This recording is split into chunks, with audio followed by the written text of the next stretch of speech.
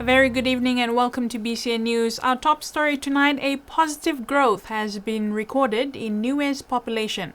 The newly released Census 2017 shows the population has increased to just over 1,700.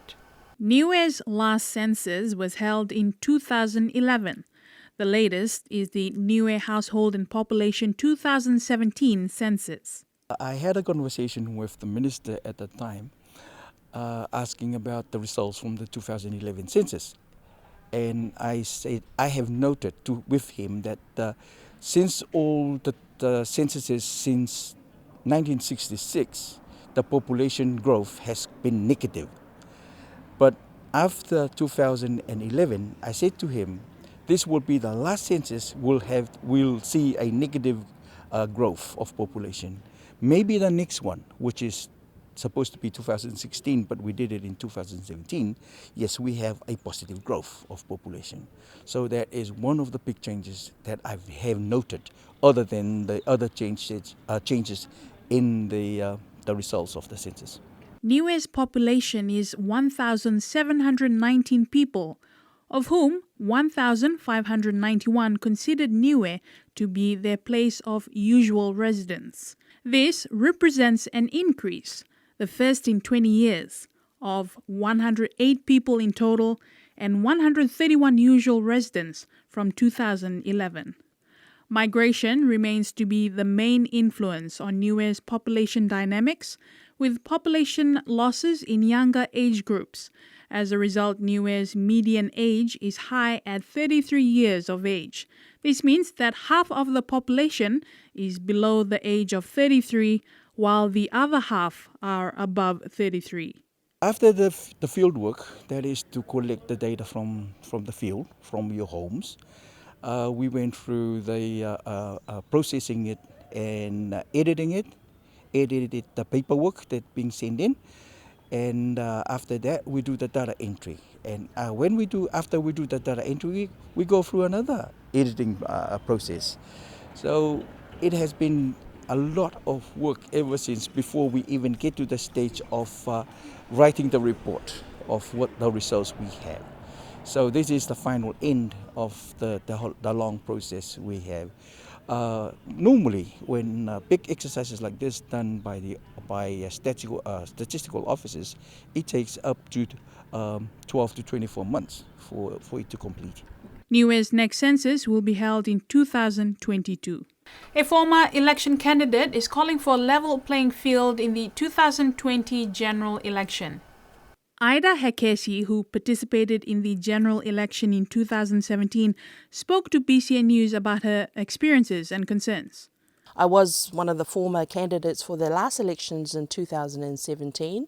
It was number one, it was not only exciting, but it was a little bit daunting as well, because I was a new candidate. I didn't really know what was the rules and around do's and don'ts around, you're as a first-time candidate. So that was one of the concerns that I had from the last elections. But I think I put it in a report to the government, my experience.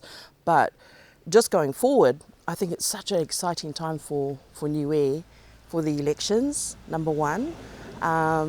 We've come through, I think in the last decade, Niue's changed, and you can sort of see that, because, I can quote, like Kappa, for example. I was talking to my sister and she said there's 5 new families there. And whenever you go around, there's new houses around. There's an air of excitement on where we've been and where we're going. So for me, there's some people that have sort of said, there's murmur in the community saying, oh, have you heard it's election year? Do you know when it's happening? Do you know who are the candidates running? Currently, in the Niue Assembly Act 1966, there are no specific rules set for campaigning. The Act only provides for the conduct of elections, disputed elections, corrupt practices, electors and electoral rolls, qualification of members, and the role of electoral officers. There is a little bit of concern that I have at the moment is and I've noticed this in some of the public forums and platforms that I've attended, that there is a tendency for certain public figures to declare their intention already. And I think that creates a little bit of unfairness. There's a little bit of vulnerability there for new candidates that, the community is saying, well, they've already declared their candidacy and it's a little bit unfair on us. So I think it's really important there needs to be rules around do's and don'ts of campaigning. And even we should have information out now about eligibility for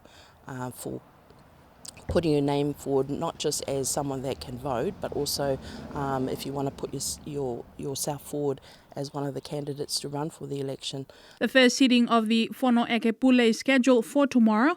It is highly likely that the Premier will announce the date of this year's general election during the sitting. If you've got a story to tell and you think that you can help the country, I think it's a responsibility of everybody to step forward and help as well.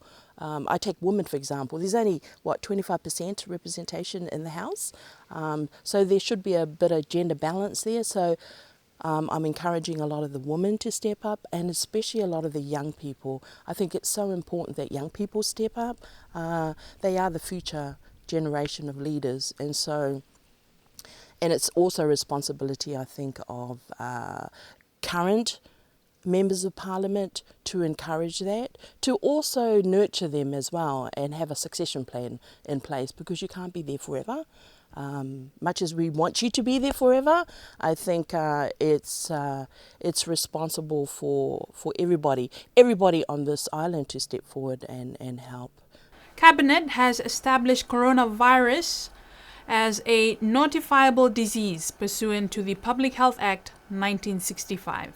This means that the Chief Medical Officer has the powers to order any person to undergo certain medical examination in his home or in the hospital, and gives the Chief Medical Officer powers to enter any home or premises that a suspected person may be in.